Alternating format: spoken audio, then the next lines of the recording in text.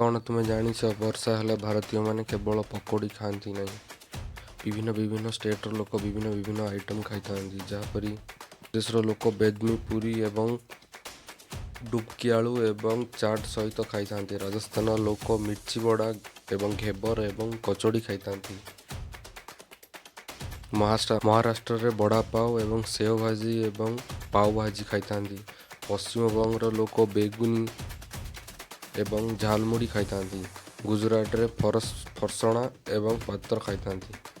ମଧ୍ୟପ୍ରଦେଶର ଭୁଟ୍ଟା ସହିତ ପୋହା ଖାଇଥାନ୍ତି। ଜଲେବି ମଧ୍ୟ ଖାଇଥାନ୍ତି। ତେଲେଙ୍ଗାନାରେ ଆନ୍ଧ୍ରପ୍ରଦେଶରେ ମକାଜଣା ଚାଟ୍ ଏବଂ ପୁନୁଗୁଲୁ ଖାଇଥାନ୍ତି। କେରଳରେ ଆକେଡ଼ା କାଞ୍ଜି ଏବଂ ପାଓ ବଡ଼ି ଖାଇଥାନ୍ତି। ମେଘାଳୟରେ ନାଖମିଚି ଏବଂ ପୁଡ଼ ପୁକୁରା ଖାଇଥାନ୍ତି। ସମଗ୍ର ଉତ୍ତର ପୂର୍ବାଞ୍ଚଳରେ ଥୁପ୍ପା ପ୍ରସିଦ୍ଧ ଏବଂ ସମଗ୍ର ଭାରତରେ ପୋହା ଭୁଟ୍ଟା ପ୍ରସିଦ୍ଧ। ଆପଣ ବର୍ଷାରେ କ'ଣ ଖାଇବାକୁ